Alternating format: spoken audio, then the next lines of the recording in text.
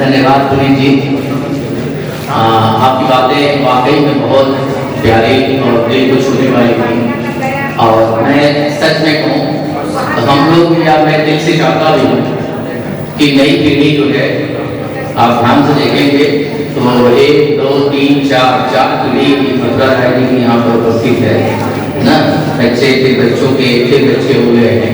मैं चाहता हूँ कि सारी पीढ़ियाँ मतलब इस पौध को मथुरा रानी ने लगाया है वो किस तरह से बट वृक्ष बन गया है उसको देखने की कोशिश करें और उसकी छाया तले आने की कोशिश करें। क्योंकि जब इस तरह की चीजें घर वापसी की तरह होती हैं, कुछ बातें इस तरह की निकल के आती हैं तो बहुत ही सुखद लगता है, अच्छा लगता है।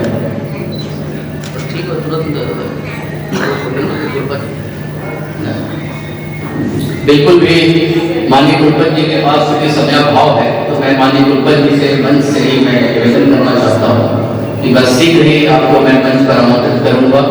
और मैं बिल्कुल समय न गंवाते हुए मैं प्रबंधक जी के बड़े सुपुत्र जो बड़ौदा में रहते हैं, मैं प्रदीप भाई को मैं मंच पर आमंत्रित करता हूँ कि आएँ और 2 शब्द अपने बाबा की याद में कहने का कष्ट करें और आप सभी लोग जोरदार तालियां बजाएं। क्योंकि क्या है जब आप किताबों से रूबरू होंगे कुछ इनकी भी बातें उसमें जरूर दिखाई देती हैं कि किस तरह से एक सजग रहने वाला, एक बिल्कुल नियम का, समय का पाबंद रहने वाला कैसे अपने बच्चों को पाला पोसा है, क्या सबक दिलाया है। अभी मुनि जी ने बहुत अच्छी बात कही कि हम लोगों को डर लगता था कि ये लोग जितना डरते थे बाबा उतना ही उनसे प्यार करते थे। जब आप उसको आप पढ़ेंगे देखेंगे तो जरूर वो चीजें दिखाई देंगी। मैं भाई प्रदीप जी को आमंत्रित करता हूँ। सम्मानित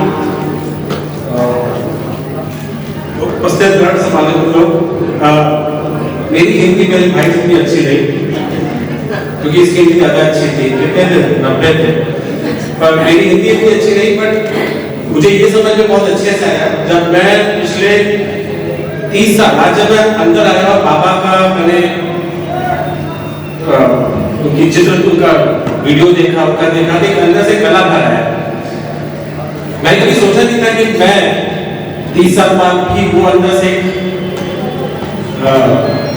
वो फीलिंग रहेगी कि पापा के लिए क्या फीलिंग रहेगी, बिकॉज वो फीलिंग हमेशा अंदर रहती है। बट थोड़ा सा ओवरवेलमिंग था। पर सबसे जरूरी चीज यहाँ पे ये है कि मैं बहुत ज्यादा समय ना रखे से 2 चीज समझना चाहता था इस यहाँ से कि जब मैंने लोगों को देखा, यहाँ पे लोगों को देखा, इतने सारे लोगों को देखा जो कि पिछले 30 साल, 40 साल, 50 साल, 60 साल, 70 साल से बाबा के साथ रहे, काफी लोग मेरी उम्र के लोग रहे, मुझसे बड़े भाई लोग रहे। मुझे एक चीज बहुत अच्छी समझ में आ गई कि एक इंसान पूरे के पूरे जनरेशन को कैसे उठा सकता है, वो यहाँ पे समझ में आता है। एक लाइन है जो मुझे बहुत पसंद है, journey of 1000 miles begins with a small step. एक यात्रा 1000 मील की यात्रा छोटे छोटे कदमों से होती है। जब कदम आप धीरे धीरे बढ़ाओगे लोग आपके साथ इकट्ठा होते जाएंगे। कहीं ना कहीं पिछले 30 साल में मैंने यही समझा कि मेरे बाबा, मेरे बाबा ने वो यात्रा चालू की और जब वो यात्रा चालू की तो उनके साथ कुछ लोग थे, बहुत लोग नहीं थे, पर जैसे जैसे लोग आगे बढ़ते गए लोग जुड़ते गए और एक पूरा का पूरा जो यहाँ पे हम जब आते हैं आज की तारीख में इस कॉलेज में, इस गांव में, तो जो उनका छाप दिखता है कि उन्होंने क्या किया कि आज से 40-30 साल बाद भी लोग मुझे उनके पोते के नाम पे जानते हैं। मेरे सारे भाइयों, मेरे सारी बहनों को उनके पोते के नाम जानते हैं। इससे बड़ा कुछ नहीं है। और एक बस सबसे जरूरी चीज, जब मैं बहुत साल तक मेरे भाई मैं हम लोग समझ नहीं पाए, जब आज खुद पिता बन गए हैं तो ये समझ में आता है कि क्या बताना चाहते थे। तो चाहे वो मुझे सुबह, हम लोगों को सुबह उठाना हो 4:30 बजे, मेरे काफी भाई लोग हमारे घर में रहना नहीं चाहते थे सुबह 4:30 बजे, क्योंकि अगले दिन सुबह उठ के वो उठा देंगे। पर 4:30 और 5 बजे उठाना हमें अभी उस वक्त समझ में नहीं आया, बट एक जो डिसिप्लिन लाना था हमारे अंदर, वो डिसिप्लिन लाया। जो ग्रोथ, जो जितनी ऊंचाइयां पे हम सबको पहुंचना था, जो मेरे भाई लोग तो काफी बता दिया जो ग्रोथ चाहिए थी, जो डायरेक्शन चाहिए था, वो डायरेक्शन वहां से आया। मैं सिर्फ एक चीज ऐड करना चाहूंगा, मुझे एक फोन आया तो बोले कि मैं माधवराव सिंधिया बोल रहा हूँ। तो मैंने सोचा फोन पे माधवराव सिंधिया, पहली चीज समझ में आई कि माधवराव सिंधिया कौन, मैंने होंगे कुछ सिंधिया। तो मैंने बोला बाबा आपके सिंधिया का फोन आया। बोले सिंधिया जी, मैंने ठीक सिंधिया जी का फोन आया। बाद में समझ में आया कि वो माधवराव सिंधिया थे। तो ऐसे मैंने बहुत सारे, मैंने और मेरे भाई ने फोन उठाए हैं, कभी जस्टिस जगन्नाथन मिश्रा का फोन, कभी कैफी आजमी का फोन। तो मुझे समझ में क्या आता कि वो क्या रहा है। 40 साल बाद भी मुझे अब समझ में आया कि क्या हुआ।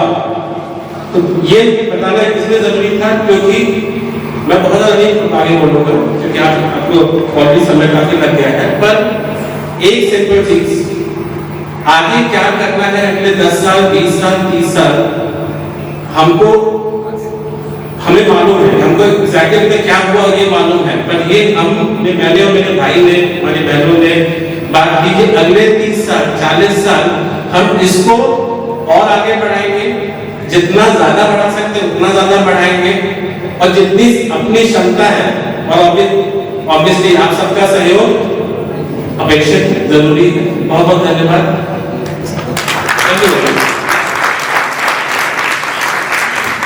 आपने अभी भाई प्रदीप राय जी की बातें, तो उसमें ये तो उनके पुत्र हैं प्रबंधक हमारे आदरणीय दिनेश कुमार राय जी, जो सीधे डायरेक्ट बाबू नथुला राय के सुपुत्र हैं। ये भी अपने पिता को उसी रूप में याद करते हैं कि काश आज मेरे पिता होते। तो मेरे मन में बहुत सारे सवाल थे जो आज उनसे पूछने थे। तो ये एहसास बहुत बड़ा एहसास है जब कभी आप लिंकन की प्राप्ति को पढ़ोगे, जो एक अध्यापक के लिए अब्राहम लिंकन ने लिखा था कि कभी कभी होता है जब हमारे जीवन में पिता होते हैं तो उसके महत्व को नहीं जान पाते हैं, माता पिता के महत्व को समझ नहीं पाते हैं। लेकिन जब वही माता पिता का समय उड़ जाता है तो जब तक वह अगर अच्छा पुत्र है, देखिए बात यहाँ अच्छे पुत्र की हो रही है, अगर वो अच्छा पुत्र है, समझदार पुत्र है, तो वह जब तक सांसें लेता है तब तक अपने पिता को याद करता है, सोचता है कि काश काश काश मेरे पिता होते। इस रूप में जब आप इस किताब को पढ़ेंगे तो जरूर आप धीरे धीरे आप इससे जुड़ते चले जाएंगे।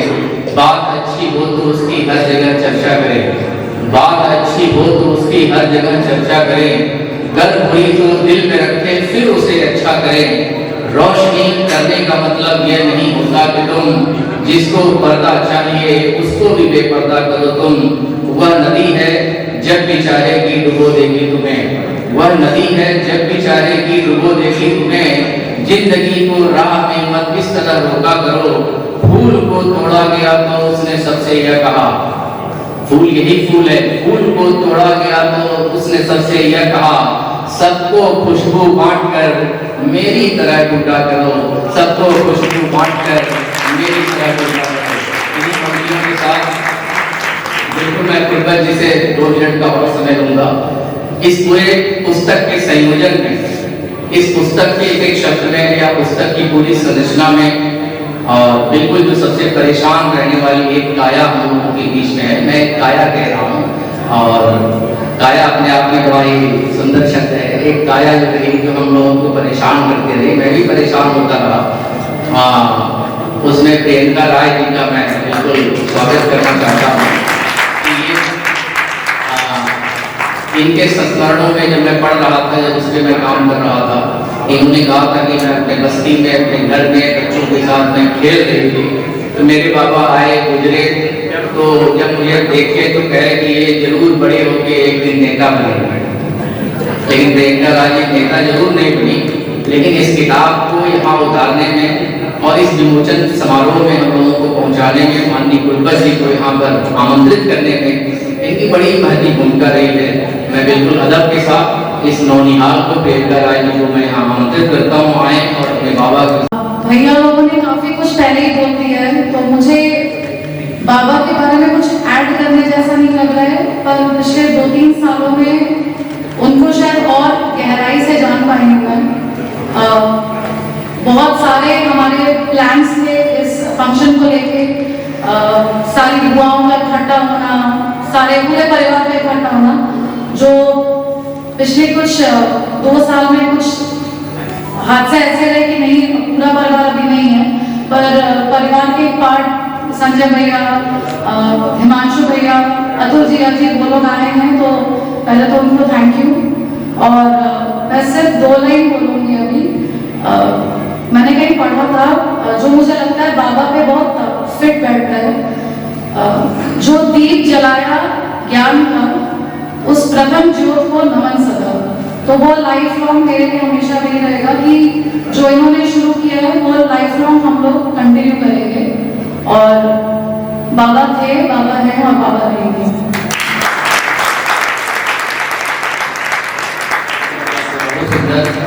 निश्चित रूप से जब आप जैसी नौनिहाल और इस तरह से हमारे पुरखों को याद करने वाली नई पीढ़ी रहेगी, तो निश्चित रूप से जब तक दुनिया जहां रहेगा तब तक ऐसे महापुरुष हमेशा याद किए जाएंगे।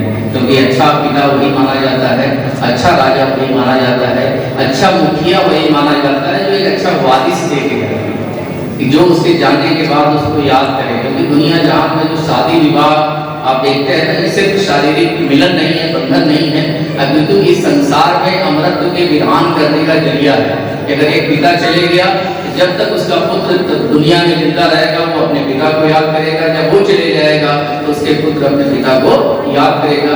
यही भारत की रिवायत है, यही परंपरा है। ऐसे परंपराओं के देश में रहने वाले हम सारे लोग पुनः एक बार अपने माननीय कुलपति जी का खूब खूब स्वागत अभिनंदन करते हैं। महाराजा सुहेलदेव विश्वविद्यालय जो हमारे कुछ साथी यहाँ पर मनोज राय जी भी हैं, हमारे रत्नेश राय जी भी हैं, उनका भी मैं अभिनंदन करता हूँ। कुलपति जी के साथ आए पूरे स्टाफ का मैं इस मंच से खूब खूब स्वागत अभिनंदन करता हूँ। सम्मानित मंच पर उपस्थित इस महाविद्यालय के अध्यक्ष श्री जायसवाल जी, इस महाविद्यालय की प्रबंधन समिति के प्रबंधक आदरणीय श्री दिनेश राय जी, श्री चंद्रशेखर जी, इस महाविद्यालय की प्राचार्य प्रोफेसर सुचिता जी,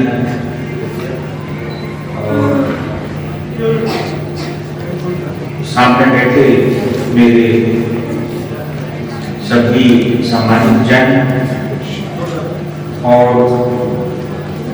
विजनरी जो इनकी आज पुस्तक का विमोचन हुआ है श्री मथुरा राय जी, उनका परिवार यहाँ उपस्थित है। ये बड़ी खुशी की और बड़े गर्व की बात है कि परिवार, मुझे दिनेश राय जी ने बताया कि दूर दूर से जो विदेशों से भी परिवार के लोग आए हैं। ये बड़ी खुशी की और एक बड़ी एक अपनी संस्कृति की बात भी है कि संस्कृति जीवित है और अपने कल्चर को सम्मान दिया जा रहा है। परिवार उसके लिए पूरा डिवोटेड है। ये आई एप्रिशिएट इट।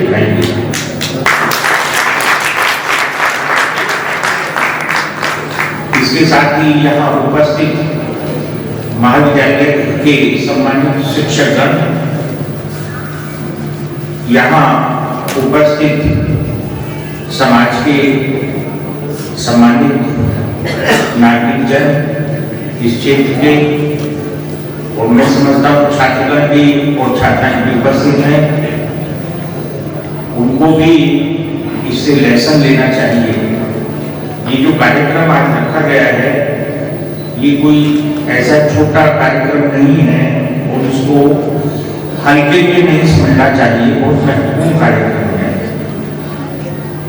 कि ऐसे महापुरुष जो 1948 में जिन्होंने इंजीनियरिंग की डिग्री हासिल की, उस समय देखिए देश में कैसी कितनी सुविधाएं होती थी, कैसे लोगों को पढ़ाई करना बड़ा मुश्किल होता था। विश्वविद्यालय भी अब यहाँ मामला मदन मोहन मालवीय जी की कृपा रही, उनका दूरदृष्टि रही कि उन्होंने यहाँ बनारस हिंदू विश्वविद्यालय की स्थापना की, तो इसीलिए यहाँ सब लोगों को पढ़ने का मौका भी मिला। तो उस समय माननीय श्री मथुरा राय जी ने जो इंजीनियरिंग की डिग्री हासिल की और उसके बाद फिर वो सामाजिक सेवा ही कहूँगा मैं उसको, सरकारी सेवा में गए, क्योंकि सरकारी सेवा भी समाज सेवा का बहुत बड़ा साधन है। तो उसमें रह करके उन्होंने वो समाज सेवा की। मैं किताब में भी देख रहा था कि मऊ में भी उन्होंने काफी विद्युत संबंधी सुधार वहां पर कराए उस समय में। तो उनका कितना बड़ा दृष्टि रही होगी, कितनी दूरदर्शिता रही होगी, और कितना समाज के प्रति उनका लगाव रहा होगा। नहीं तो होता क्या है कि इंजीनियर बन जाते हैं, अधिकारी बन जाते हैं, बड़े अधिकारी बन जाते हैं, प्रोफेसर बन जाते हैं, तो समाज से दूरी बना देते हैं। ऐसा नहीं होना चाहिए।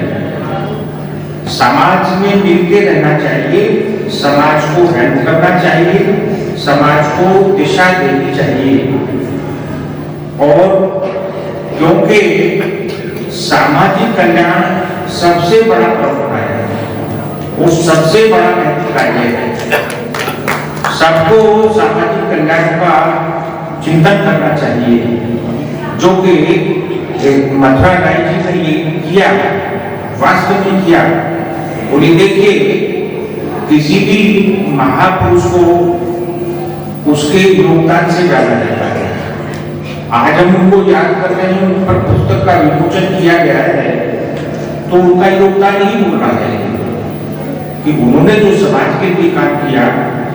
आप ये देखिए, जो शिक्षण संस्था उन्होंने एस्टेब्लिश की 1968 में, ये श्री गांधी पीजी कॉलेज मालदारी, और वो भी बिल्कुल निहायत ग्रामीण अंचल में पीजी कॉलेज स्थापित होना अपने में बहुत बड़ी बात है।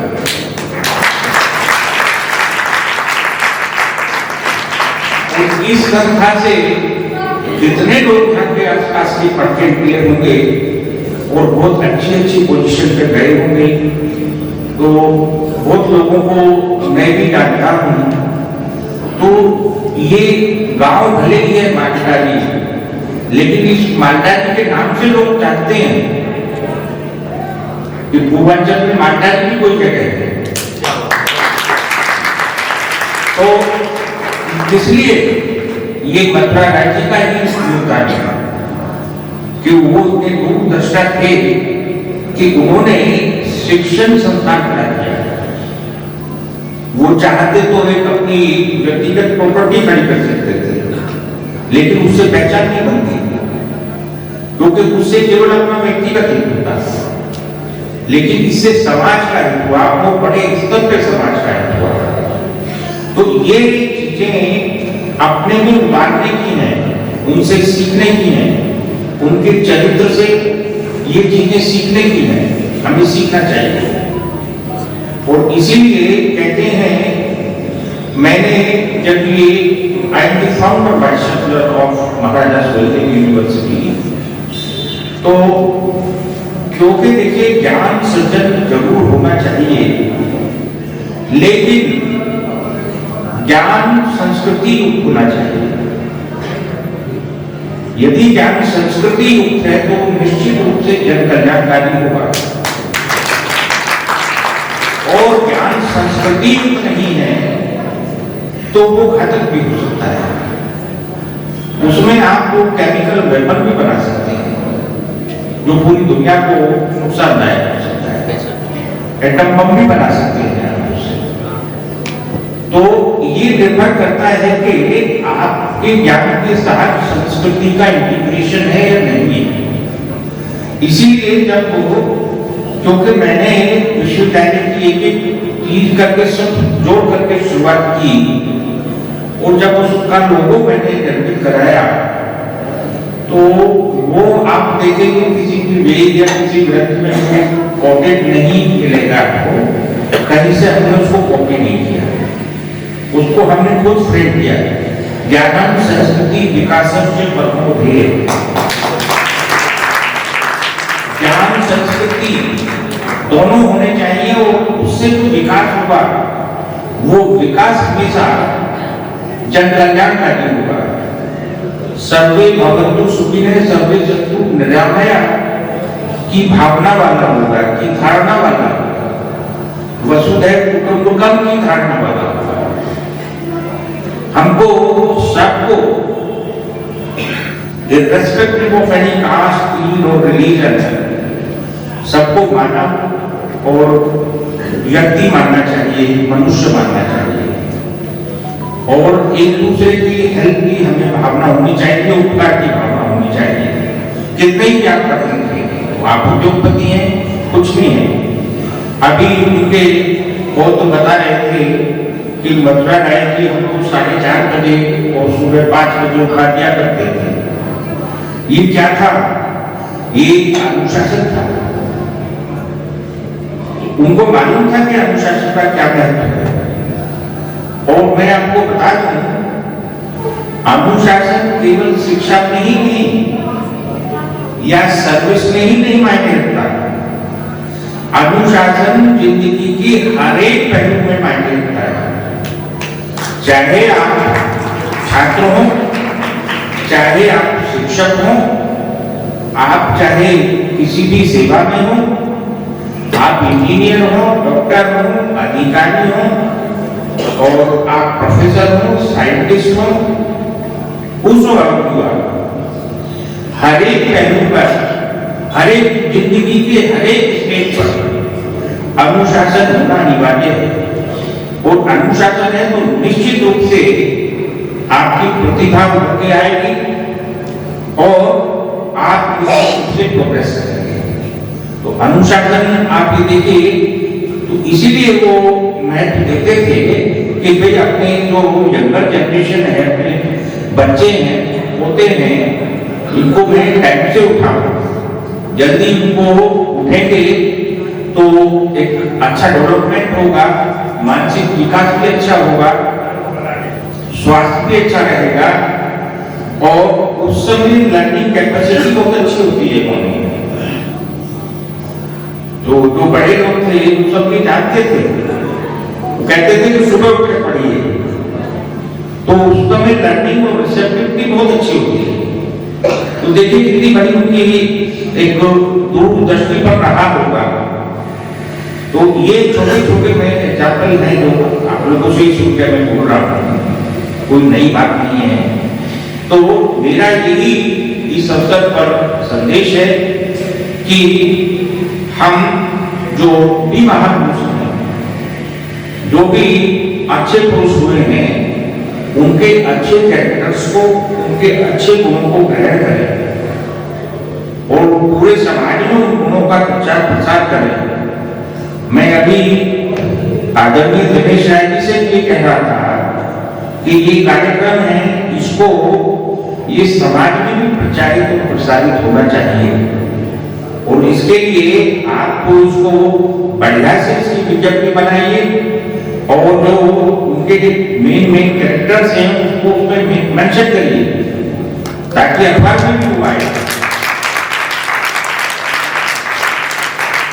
उसको मैं ये नहीं कहता कि उससे आपका खुद का प्रचार होगा, समाज उसे पढ़े, उससे वो भी कुछ प्रेरणा ले, उससे प्रेरणा मिलनी चाहिए, बच्चे भी प्रेरित हों, बड़े भी प्रेरित हों।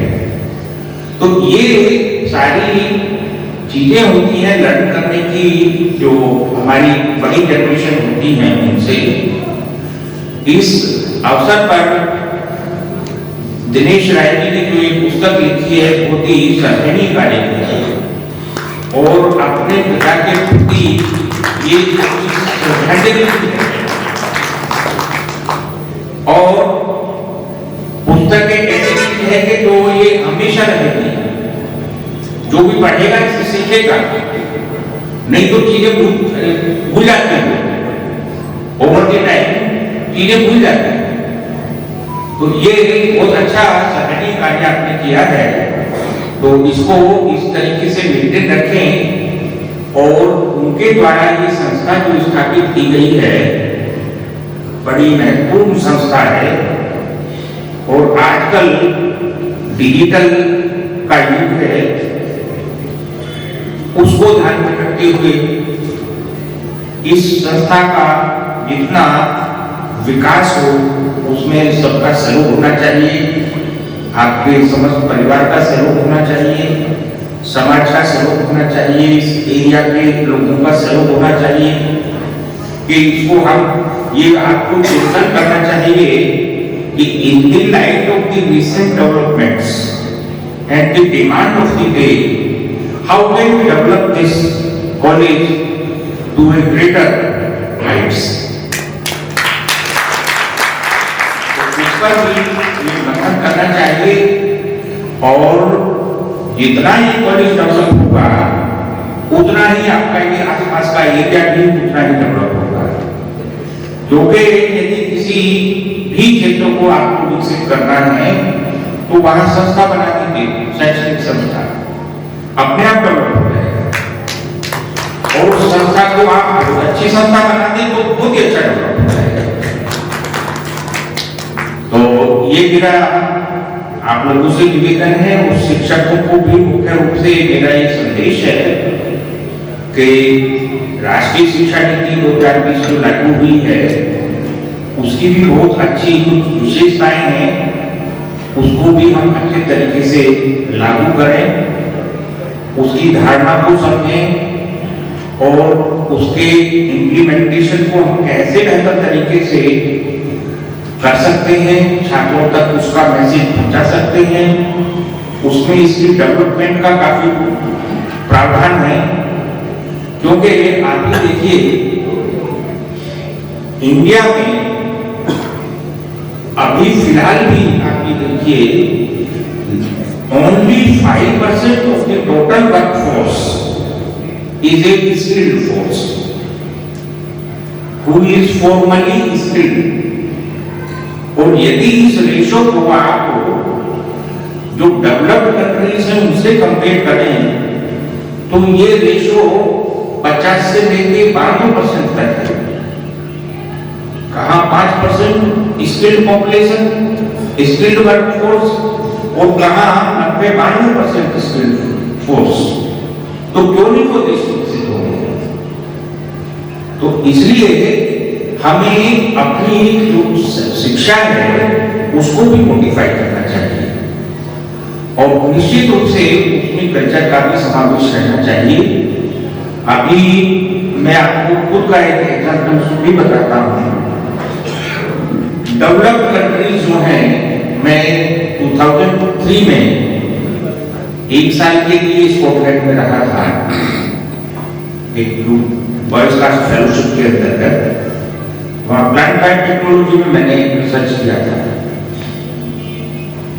तो वीकेंड्स पर कभी जाना होता था, इंग्लिश फैमिलीज में इनवाइट कर दिया करते थे। तो मैं भी मेरे बच्चे भी साथ में थे, तो हम जाते थे तो डिस्कशन होता था, इनफॉर्मल डिस्कशन। तो वो ये कहते थे कि साहब कल्चर इंडिया जैसी होनी चाहिए, डेवलपमेंट हमारे जैसा होना चाहिए। तो हमारी कल्चर बहुत अच्छी है। अपनी कल्चर से आप कुछ भी एजुकेशन में महसूस करें या उस कल्चर को ये ना माने कि हमारी कल्चर कुछ नहीं कल्चर है, हमारी कोहेसिव कल्चर है। हम मिलजुल कर रहते हैं, हम परिवार में एक दूसरे का ध्यान रखते हैं। वहां बच्चे थोड़े बड़े हुए मिडिल स्कूल में आए, 8th 10th में आते हैं, अलग अलग होना शुरू हो जाता है। पेरेंट्स वृद्धाश्रम में चले जाते हैं, कोई बॉन्डेज ही नहीं है, रिलेशन ही नहीं है। तो वो नहीं होना चाहिए। इसलिए विदेशों में भी भारत की कल्चर को माना जाता है।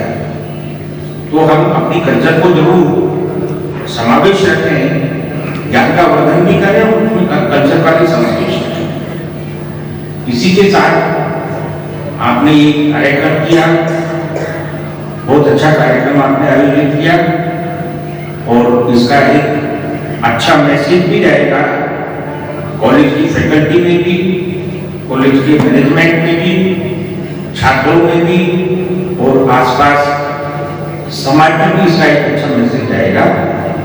आपने मुझे यहाँ आमंत्रित किया, इसके लिए आपका साधुवाद और धन्यवाद। आपको सबको मेरी हार्दिक शुभकामनाएं। Thank you.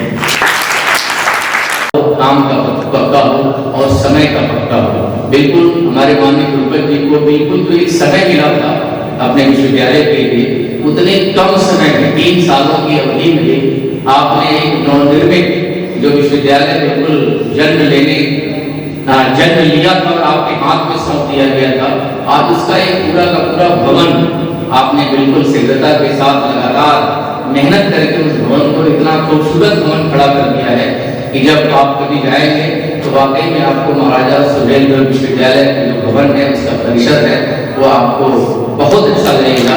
अगर अच्छा लगेगा तो आपको अपने कुलपति की जरूर याद आएगी। इन्हीं शब्दों के साथ जिस तरीके से माननीय कुलपति जी ने अपना समय निकालकर हम लोगों को अपने आशीर्वचन से नवाजा है, मैं पूरे महाविद्यालय परिवार की ओर से, प्रबंध समिति की ओर से, जितने भी हमारे गणमान्य अतिथि हैं जो देश से, देश के बाहर से, आसपास से आए हैं, मैं सबके तरफ से, शिक्षकेतर कर्मचारियों की तरफ से, अभी हम लोगों के बीच में प्रबंधक जी के अनुज और बिल्कुल लगातार ये कामों में मस्त रहने वाले, दिन रात काम करते रहने वाले हमारे रमेश राय जी उपस्थित हुए हैं। मैं इनका भी नमस्कार के साथ मैं सम्मान करता हूँ। हाँ, गांधी इंटर कॉलेज के हमारे आदरणीय प्रबंधक कमला राय जी भी हम लोगों के बीच में उपस्थित हैं। प्रबंध समिति के हमारे श्री आदर बिहारी मिश्र जी भी हम लोगों के बीच में उपस्थित हैं। कृष्ण कुमार राय जी भी हम लोगों के बीच में उपस्थित हैं, मैं उनका भी अभिनंदन करता हूँ। चंद्रशेखर राय जी भी बगल में बैठे हैं। प्रोफेसर विजय यादव जी भी हैं, द्विजराम यादव जी हमारे पूर्व प्राचार्य। मैं सबका दिल की गहराइयों के साथ मैं अभिनंदन करता हूँ और जितने भी हमारे साथी हैं जो बिल्कुल तन मन के साथ इस कार्यक्रम में अपनी आहुति दिए हैं, मैं सबको नमन करता हूँ। माननीय कुलपति जी को धन्यवाद देता हूँ और बिल्कुल अब कार्यक्रम समापन की ओर है। मैं माननीय कुलपति जी, प्रबंधक जी से मैं निवेदन करना चाहता हूँ कि जितने भी परिवार के सदस्य हैं, मैं चाहता हूँ कि मंच पर आ जाए, कुलपति जी से मिल लें, फिर राष्ट्रगान हो जाए।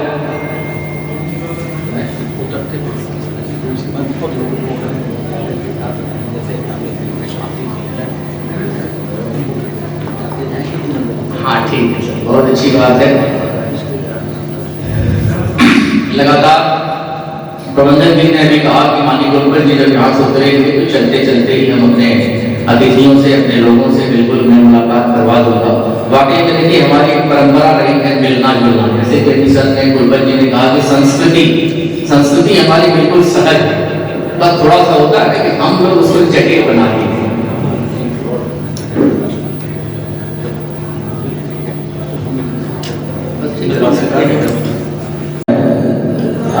मुझे मेरा आपसे यह बोलना है कि बहुत से लोग संस्था के साथ जुड़े हुए थे, पुराने जुड़े थे, पिताजी के साथ जुड़े हुए थे।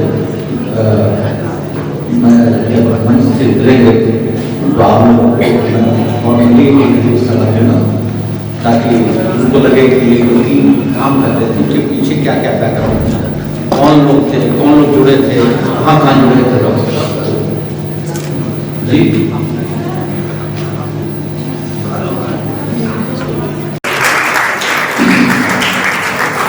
तुलसीदास जी को जब आप पढ़ेंगे तब आपको रामचरित मानस और हनुमान बाहु के बारे में पता चलेगी। ये कृति 20 की है, ये कृति सबसे लास्ट की है, अंतिम समय की रचना है हनुमान बाहु।